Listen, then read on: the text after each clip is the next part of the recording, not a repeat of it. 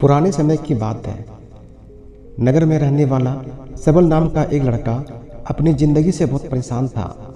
उसके निराशा का कारण ये था कि अब वह कुछ भी नहीं कर रहा था।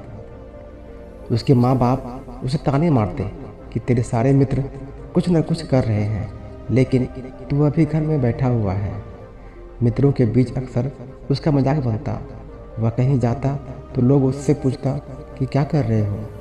उसे ये बताने में बड़ी शर्म आती कि अभी वह कुछ भी नहीं कर रहा है। धीरे धीरे उसने रिश्तेदारों के यहाँ जाना और मिलना जुलना कम कर दिया। वह ज़्यादातर समय अपने घर में ही बैठा रहता। वह अकेले में रोता, भगवान को कोसता और किस्मत को दोष देता।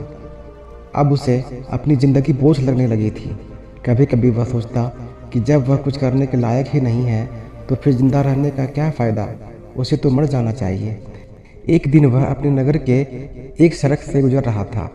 तभी उसने देखा कि एक गुरु दुख के ऊपर प्रवचन दे रहे हैं। वह भी भीड़ में जाकर बैठ गया और गुरु के प्रवचन सुनने लगा। गुरु बोल रहे थे, दुख एक गुरु की भांति होता है जो हमें जीवन की सच्चाई दिखाता है और हमें सही से जीवन जीने का तरीका सिखाता है। आप चाहे तो अपने दुख रूपी गुरु से जीवन जीना भी सीख सकते हैं और चाहे तो उस दुख में डूबकर बैठकर रो भी सकते हैं। सबल भी गुरु की ये सारी बातें ध्यान से सुन रहा था, लेकिन उसे गुरु की ये बातें सही नहीं लगी। उसने खड़े होकर कहा, दुख कुछ भी नहीं सिखाता है, यह सिर्फ पीड़ा देकर जाता है। दुख की पीड़ा अनंत होती है। ऐसा लगता है इसके बाद कुछ भी नहीं होने वाला, कुछ भी नहीं मिलने वाला। मृत्यु भी उसके सामने छोटी लगने लगती है। गुरु ने कहा, आखिर क्या दुख है तुम्हें? सबल ने अपना सारा दुख का सुनाया और पूछा, क्या आपके पास मेरे इस दुख का कोई समाधान है? यह सुनकर गुरु मुस्कुराए और बोले, जिस दिन तुम्हारे जीवन में सच्चा दुख आएगा उस दिन मेरे पास आना, मैं तुम्हारे दुख का समाधान अवश्य करूँगा। इतना कहकर गुरु वहाँ से चले गए। सबल ने सोचा, क्या मेरा दुख सच्चा नहीं है?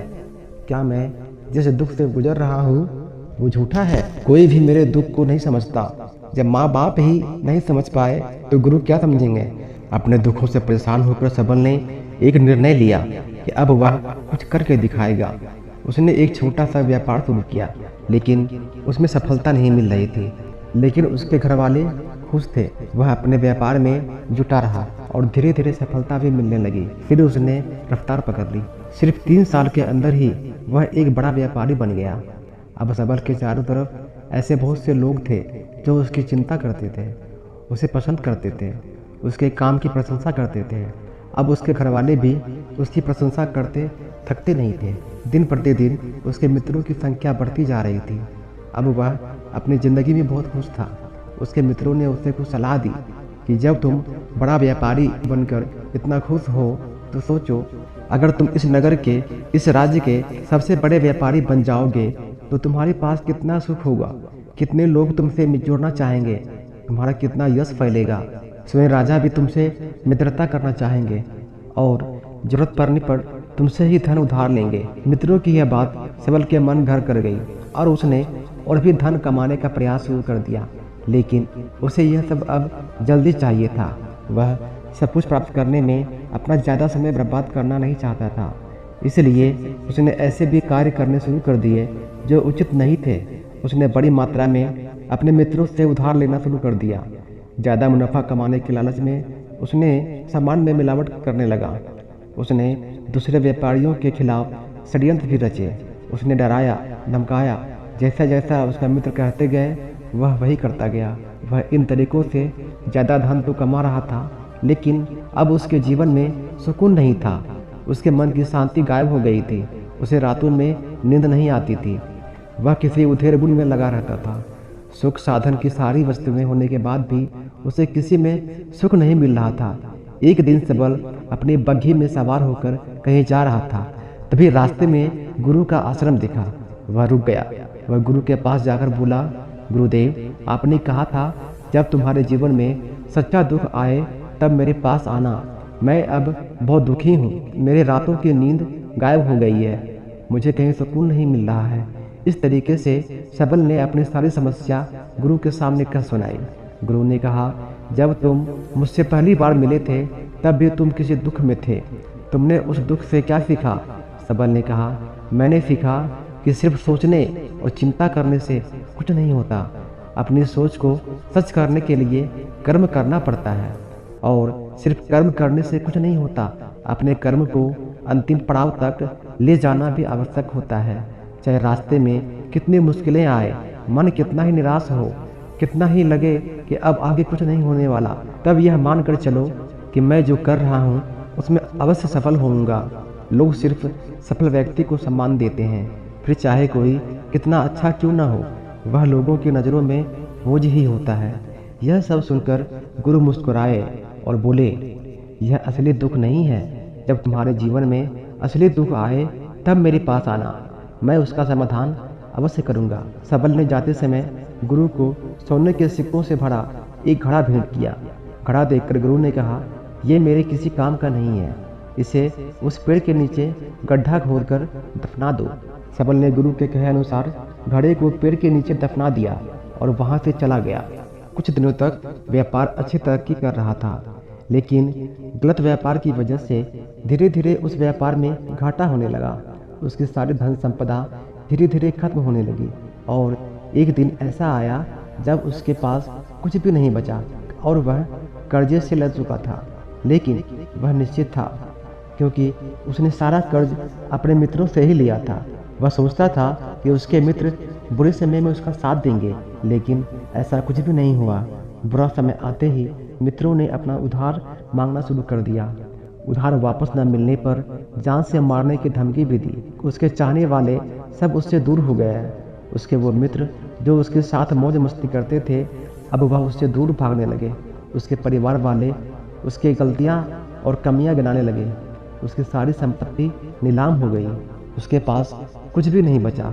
उसने अपने पिता से सहायता मांगी तो पिता ने कहा, मेरे पास ये थोड़ी सी संपत्ति है, अगर मैं तुम्हें ये दे दूंगा तो मैं तुम्हारी माँ को कहाँ रखूँगा। ये संपत्ति हमारा आखिरी सहारा है। सबल के भीतर बहुत गहरा दुख था। उसके आसपास कोई नहीं था जो उसके दुख को समझ सके, उसे संभाल सके।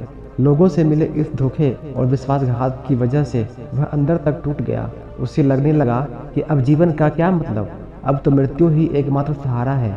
वह आत्महत्या करने के लिए पहाड़ी की तरफ जा रहा था। तभी उसे याद आया कि गुरु ने कहा था, जब तुम्हारे जीवन में असली दुख आए तब मेरे पास आना। सबल गुरु के पास गया और अपना सारा दुखड़ा उन्हें सुनाया। आंखों में आंसू भरकर बोला, मेरे इस दुख का समाधान कीजिए गुरुदेव। गुरु ने कहा, जब तुम्हारे जीवन में असली दुख आए तब मेरे पास आना, मैं उनका समाधान अवश्य करूंगा। सबल ने कहा, क्या अभी जो मेरे जीवन में घट रहा है क्या वो दुख नहीं है? आखिर असली दुख होता क्या है?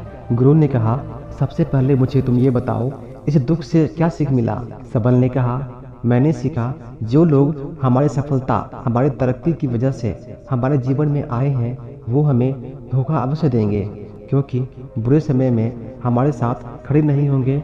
वह केवल अच्छे समय में हमारा फ़ायदा उठाएंगे और बुरे समय में छोड़कर चले जाएंगे।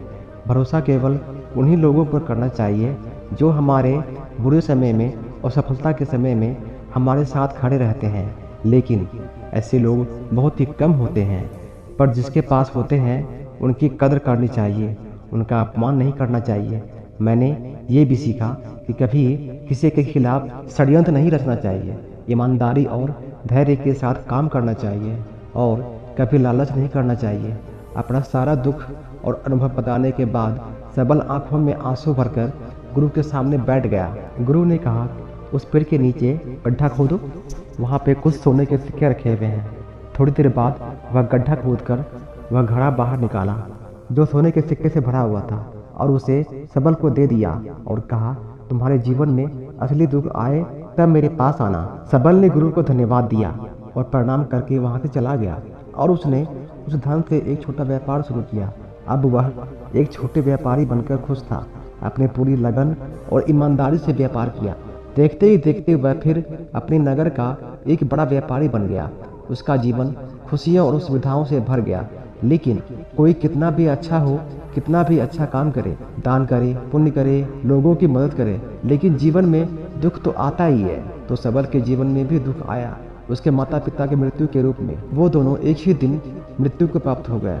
सबल अपने माता पिता से बहुत प्रेम करता था, इसलिए उसे उनकी मृत्यु से बहुत गहरा आघात पहुंचा। उन दोनों के पार्थिव शरीर को शमशान घाट ले गया, वहां उनकी अंतिम क्रिया की गई। वहां उसने अपने माता पिता के शरीर को जलते हुए देखा तो उसका मन बेचैन हो गया। उसके अंदर बहुत से प्रश्न उठने लगे। वह घर वापस आया तो अपने माता पिता के घर और संपत्ति को देखा, जिसके लिए उसके माता पिता हमेशा लड़ते रहते थे। आज वो लावारिस पड़ी है, आज उसकी देखरेख करने वाला कोई नहीं है। उसके लिए लड़ने वाला इस दुनिया से चले गए। उसके पिता ने जो भी कमाया था, जो बनाया था, सब कुछ यहीं रह गया। एक दिन पहले अपनी संपत्ति के लिए लड़ जाने वाले उसके पिता आज इस दुनिया से अलविदा हो गए थे। उसका मन इसी तरह के अनेक विचारों के भंवर में फंसा हुआ था। उसे अंदर से अकेलापन और डर महसूस हो रहा था। उसे कुछ खालीपन सा महसूस हो रहा था। उसे लग रहा था कुछ तो है जिसे वह समझ नहीं पा रहा है। इसलिए वह गुरु के पास गया। उसे देखते ही गुरु ने कहा, क्या जीवन में कोई दुख है? तो सबल ने कहा, वैसे तो जीवन में कोई दुख नहीं है गुरुदेव, सब सुख है, सब अच्छा चल रहा है। लेकिन आज मेरे माता पिता की मृत्यु हो गई। इस घटना ने मेरे मन को बेचैन कर दिया। गुरु ने कहा, इसमें दुख होने वाली कौन सी बात है? एक दिन तो सभी के परिजनों को मरना ही है। हमेशा जीवित न तो कोई रहा है और न कोई रहेगा। एक दिन तो तुम्हें मरना ही है। हो सकता है कल ही मर जाओ या फिर आज भी मर सकते हो। सबल ने कहा, ये आप क्या कह रहे हैं गुरुदेव? मैं भी मर जाऊंगा, पर मैं तो अभी जवान हूँ। गुरु ने कहा, इसी भ्रम में तो सभी जी रहे हैं कि मृत्यु दूसरों को आती है, बुढ़ापा दूसरों को आती है, लेकिन बूढ़ों के सामने ही जवान मर जाते हैं, बच्चे मर जाते हैं। मृत्यु का किसी उम्र से कोई संबंध नहीं है, ये तो सबको अपना ग्रास बना लेती है। गुरु की ये बातें सबल के मन में घर कर गई। वो चुपचाप वहाँ से चला गया, लेकिन उसका मन अब भी बेचैन था। वह अब भी खालीपन सा महसूस कर रहा था। वह पूरे दिन अपने बारे में सोचता रहा कि वह इस दुनिया में क्यों आया है। क्या सिर्फ चीज़ों को उपयोग करना और मरना ही लक्ष्य है? ऐसे बहुत से प्रश्न उनके मन में लगातार उठ रहे थे, लेकिन उसका उत्तर नहीं मिल पा रहा था। उसका दुख दिन प्रतिदिन बढ़ता जा रहा था। कुछ दिनों बाद वह फिर गुरु के पास पहुंचा और बोला, गुरुदेव, मैं बहुत दुखी हूँ। मैं यह नहीं जान पा रहा हूँ कि मैं कौन हूँ, इस दुनिया में क्यों आया हूँ। यह सुनकर गुरु मुस्कुराए और बोले, आज पहली बार तुम्हारे जीवन में सच्चा दुख पैदा हुआ है। वास्तव में यही वह दुख है जो दुख कहलाने के लायक है, कि हमें पता नहीं कि हम कौन हैं, क्यों आए हैं, क्या करना है, कैसे करना है। सबल ने कहा, गुरुदेव, मेरे इस दुख का समाधान कीजिए। गुरु ने कहा, हम सभी इंसान जीवन भर क्या इकट्ठा करते हैं? सबल ने कहा, हम सभी इंसान जीवन भर धन संपत्ति, मान सम्मान, परिवार, मित्र शत्रु, पद प्रतिष्ठा यही इकट्ठा करते हैं। गुरु ने कहा, क्या इन इकट्ठा की हुई सभी चीज़ों से एक भी चीज़ साथ ले जाया जा सकता है? सबल ने कहा, नहीं गुरुदेव, इनमें से कुछ भी साथ नहीं ले जाया जाता। मेरे माता पिता के साथ कुछ नहीं गया, सब कुछ यहीं छूट गया, परिवार, संपत्ति, सब कुछ। तो गुरु ने कहा, अब मेरी बात को ध्यान से सुनना। इस दुनिया में हमें जो इकट्ठा करना है वह हम इकट्ठा करते नहीं। चीज़ें जो हमारे सामने होती है, लेकिन हम उन्हें देखने का प्रयास नहीं करते। इस दुनिया में हमें जिस चीज़ को इकट्ठा करना है वह हम खुद हैं। हमें खुद को इकट्ठा करना है, ताकि जब मृत्यु हो तो हम एक हो सकें और स्वयं को पहचान सकें। हम भीतर से बटे हुए हैं। हम बटे हुए हैं प्रेम में, नफरत में, क्रोध में, जलन में, धन में, संपत्ति में, पद में, प्रतिष्ठा में, मान में, सम्मान में, धर्म में, जाति में। ऐसे ही सैकड़ों हजारों चीज़ों और वासनाओं से हम बटे हुए हैं। हम टुकड़ों में जीवन जी रहे हैं। इस बंटवारे की वजह से हमारी चेतना कभी एक नहीं हो पाती। हमारी चेतना बिखर गई है, इसलिए हमारे पास इतना भी समय नहीं, इतना भी ऊर्जा नहीं कि हम मुड़कर एक बार अपने भीतर देख सकें। वास्तव में जिस धन की कमी, सुविधाओं की कमी, मान सम्मान की कमी को लोग दुख समझते हैं और जीवन भर उसे दुख बोलकर रोते हैं, उनका समाधान खोजने का प्रयास करते हैं, उन्हें उनका समाधान मिलेगा ही नहीं। क्योंकि जिन्हें लोग दुख कहते हैं वह असली दुख है ही नहीं, वह तो बस इंसान की चाहत है, उसकी इच्छा है, उसकी पूर्ति कभी नहीं की जा सकती। इसलिए यहाँ व्यक्ति को ऐसे दुखों का कभी समाधान मिलता ही नहीं। इसलिए इन सब के ऊपर अगर अपने दुखों का परम समाधान चाहिए तो सबसे पहले अपने आप को इकट्ठा करो, अपनी ऊर्जा को इस संसार से वापस खींचो और एकत्रित करो और अपने ऊपर ध्यान दो, खुद पर ध्यान लगाओ, अपने आप को पहचान लो, ऐसे ही बिखरते हुए मत चलो। सबल ने कहा, क्या गुरुदेव, हमें ये संसार छोड़ देना चाहिए?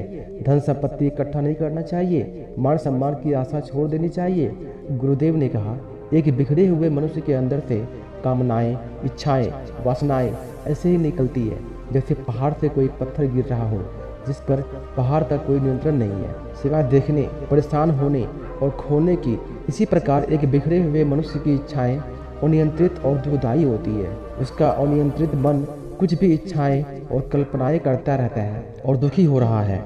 लेकिन जब व्यक्ति एकत्रित हो जाता है तो वह जो भी करता है उसके नियंत्रण में करता है, तब इच्छाएं भी उसकी इच्छा से निकलती हैं। सबल ने कहा, गुरुदेव, आपने मेरे सच्चे दुख का समाधान कर दिया, उसके बाद आपका बहुत धन्यवाद। मैं खुद को एकत्रित करने का प्रयास करूंगा। गुरु ने कहा, मानव शरीर में बहुत ऊर्जा है, बहुत शक्ति है, पर यह बेकार के कामों में बढ़कर रह गई है, व्यर्थ की चीज़ों में लगी रहती है। यह ऐसा है जैसे एक अत्यंत शक्तिशाली मशीन किसी बच्चे के हाथ में दे दी गई हो और बिना सोचे समझे, बिना किसी नियंत्रण और जानकारी के बस इस शक्ति को कहीं भी बर्बाद कर रहा है।